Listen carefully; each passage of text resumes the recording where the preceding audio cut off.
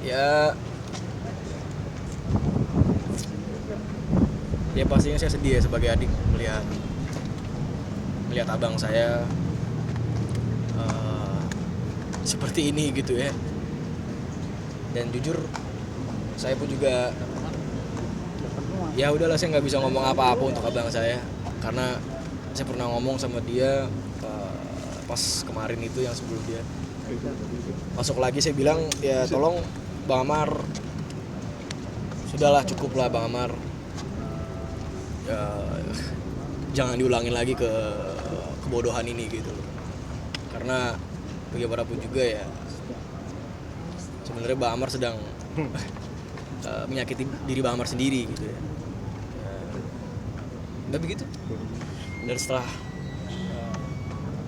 masuk lagi, dia pernah bilang sama saya pertama kali ya, dia bilang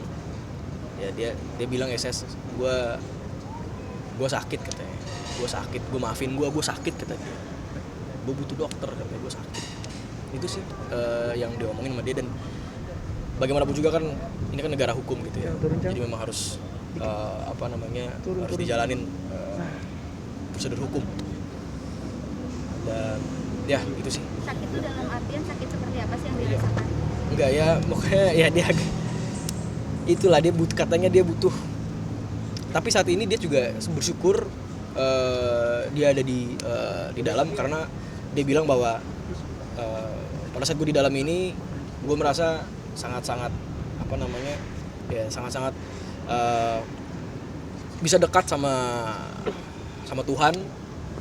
Dan ya waktu yang gue pergunakan di dalam ini hanya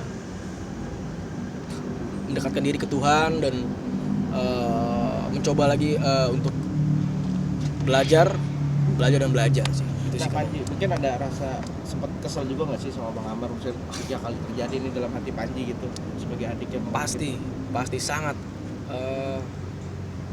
Ya itulah. Tapi ya dia sendiri yang bilang bahwa ya maafin gua, dan ini sudah menjadi titik paling rendah hidup gua dari segala hal yang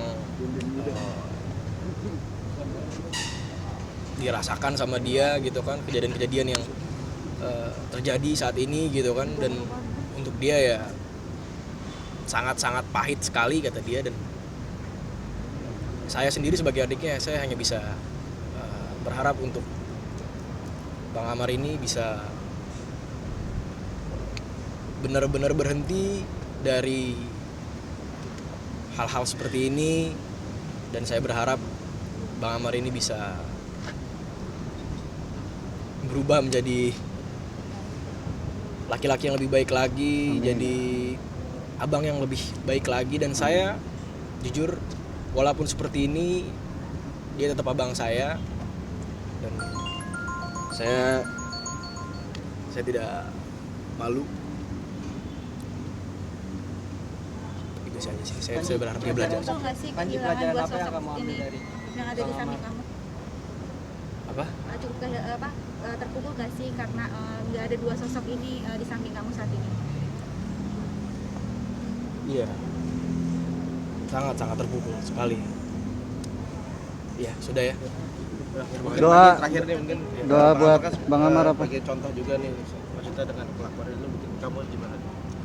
Oh jelas itu untuk contoh untuk saya, untuk anak-anak muda lainnya di luar sana gitu kan. Dan ya udahlah, jangan